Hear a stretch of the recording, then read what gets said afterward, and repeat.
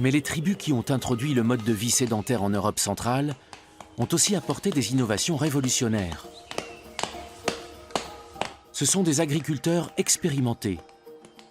En observant la végétation, ils reconnaissent les terres fertiles sur lesquelles ils pourront s'établir.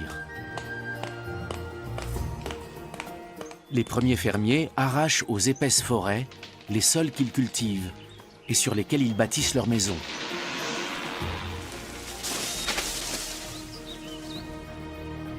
On parle d'âge de la pierre parce qu'on retrouve surtout des pierres. Mais en fait, il faudrait dire l'âge du bois. C'était le matériau de base pour construire les maisons, pour faire du feu et tout le reste. Au début du rubané, il y a encore beaucoup de bois, puis de moins en moins. Il faut notamment de grandes quantités de bois pour construire les maisons rubanées, dites maisons longues. Ce travail éreintant mobilisait sans doute toute la communauté villageoise. Des expérimentations ont montré qu'il fallait 6 heures, rien que pour abattre un arbre de bonne taille à la hache de pierre. Et les premiers fermiers ne connaissent pas encore les animaux de trait comme le bœuf ou le cheval, qui auraient pu les aider à transporter les matériaux. Des décolorations du sol encore visibles de nos jours montrent comment étaient construites les maisons du rubané, dont la longueur pouvait atteindre 50 mètres, et quelle quantité de bois était nécessaire. Elles abritaient jusqu'à 30 personnes selon certains chercheurs, mais les avis divergent. Kirchheim Tech, dans le Bade-Wurtemberg. En 2013, les travaux d'aménagement d'une zone d'activité s'arrêtent.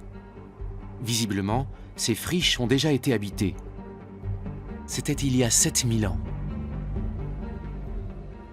Des archéologues trouvent des traces d'une implantation typique du rubané et démontrent qu'il s'agit probablement d'un des plus anciens villages de la région. Ils estiment que le nombre de ses habitants se situait entre 50 et 100. En plus de leurs champs, les villageois cultivent des jardins plus petits à proximité immédiate de leur maison. L'ensemble constitue une ferme autosuffisante. L'orge, l'engrain et l'amidonnier sont les céréales les plus cultivées par les premiers agriculteurs.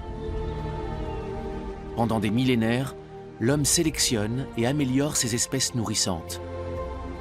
Cela aura des conséquences immenses sur sa propre reproduction.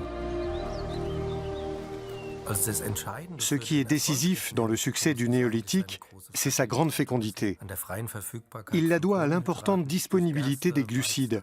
La culture de l'orge, du blé et de l'engrain permet d'avoir en toute saison une ration d'énergie sous forme de pain, de farine ou autre. C'est le tournant révolutionnaire de l'histoire de l'humanité. Les femmes donnent naissance à 4 fois plus d'enfants, qui de plus vont survivre aux hivers. Sur ce point, on peut dire que l'évolution a la vue courte. Peu importe que les gens ne soient pas en bonne santé quand ils meurent. Ils ont fait des enfants avant. C'est le début d'une croissance démographique qui mène à la surpopulation actuelle de la Terre.